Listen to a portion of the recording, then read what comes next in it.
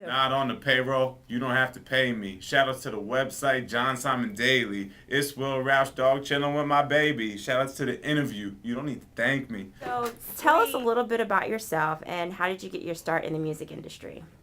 So born in New York City, moved to Greenwich, Connecticut when I was 10. I've always loved hip hop, rap music. Got introduced to it around when I was like 12, 13, that age. And it just sort of evolved from there. And I guess the more you listen to hip hop and rap music and get into it and you start trying to do it and writing it and getting your own story. So that's sort of how I got into it. And then, I recorded my first like original demo, which I consider to be very bad, but like the first thing that I ever did musically. And then I took a semester off from college after my freshman year and was in the city and trying to like network and meet people.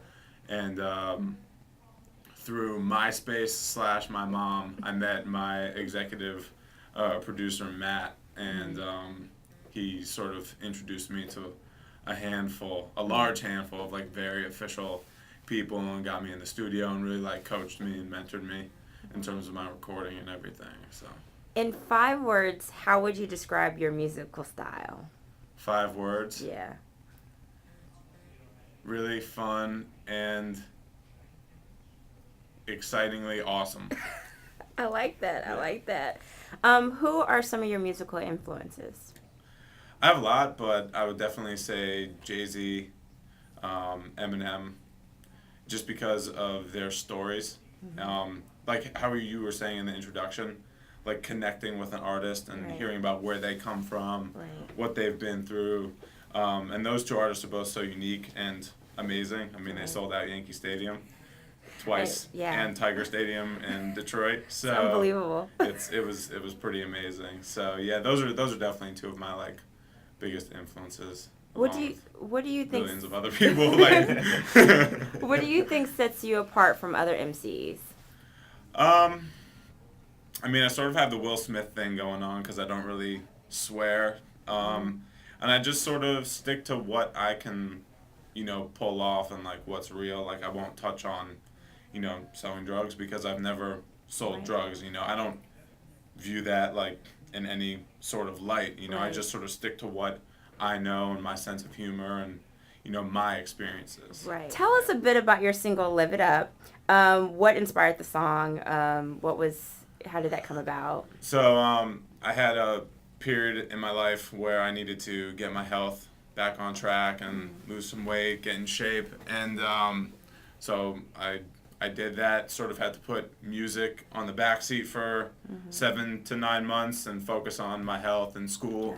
And then I was much closer to graduating, lost a whole bunch of weight, and felt really good. And called up Matt and was like, well, dude, we need to get in the studio with the Flip Tones. Chaz and Dave, they're awesome. They're the Flip Tones Nice. producers and artists, as Chaz sings on the song with me.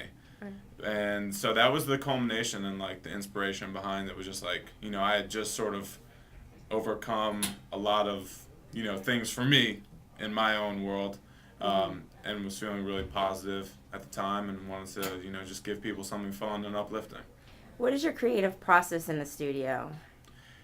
It's it's a little bit it's sort of like unorganized. You just go in the studio and then the beat gets made or they have something ready and you hear it and you get ideas flowing, and I'm usually with Matt and a handful of other people, so it's just like a really fun experience being with a group of creative people that are all working and Right. to go in the same direction of getting something awesome done. What do you think makes a great MC? What do I think makes a great MC? I mean, in this day and age, it's difficult to tell because you have like a lot of MCs that are so lyrical, but you also have artists like Kid Cudi and Drake that can sing and use Right. melody and rhythm, and it's a great MC. Like when I think great MC, I'm like Talib Kweli or Yeah. Jay-Z, someone that's like crazy with the wordplay. Right. But there's so many things that make a great artist, which is I guess I'm getting sidetracked in my in my head. Well, when you're trying to like reinvent and evolve and grow in the craft, what are 5 things that you try to strengthen? 5 qualities of yourself that you try to strengthen that you think are important to make you a better. Timing. That's one thing. I used to like rush on the rhymes a lot, and now it's like you have to, sit back and like really flow with the beat. So having flow, obviously, like lyrical content is huge. Right. Rhythm. You don't want to sound like a, dead doornail on a song. Right. And 5 things other than that, I guess wordplay. You want to be able to grab people with metaphors and all types of comparisons and bringing in modern events and classic things to, make people have that mental recognition of, oh, this person's touching on so-and-so. And then other than that, just being yourself, being unique. Right.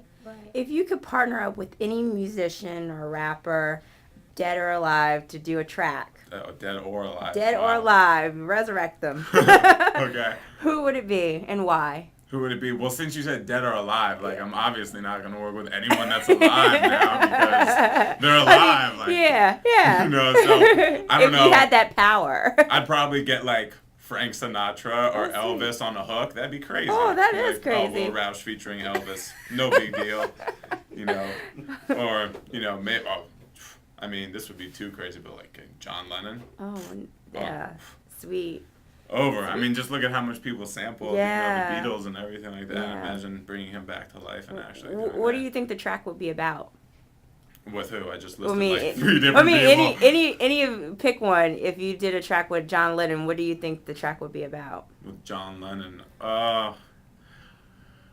I don't know. I mean, if I was like in a room with him, we would probably both recognize the fact that, like, especially with like the recent events of what happened in Arizona and what's happening with like the flooding in Australia, like we need to do something to kind of enhance like global community. I like that. So I don't know. Probably do something like with a message. If it was John Lennon. Yeah, if it was But if it was Elvis, I'd probably get like some blue suede Jordans and do like a new remix on that. So. Oh, I like that. Yeah. You're a big music fan. I read that you listen to all kinds of genres.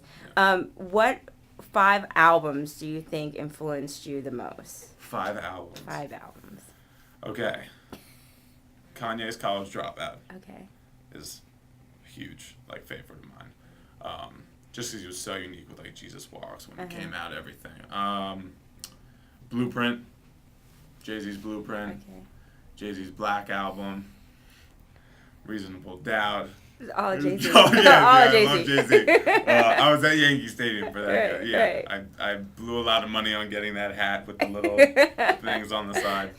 And then a 5th album.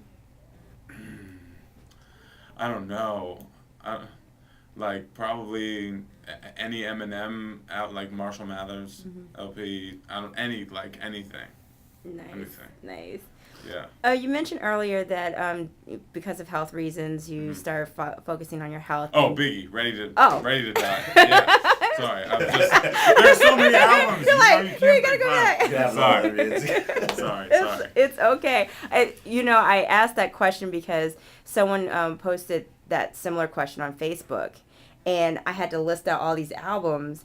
And then I went back and I was like, "Oh my God, I forgot this album, and I forgot this album." So it's a tough question, but it's good to it makes you think, or make you revisit albums that you didn't realize that you had on your iPod and hadn't listened to in a while. Oh, Get Rich or Die Trying too. That was like, I was in 6th grade when I got that. That came out in 6th grade and it was like sold out.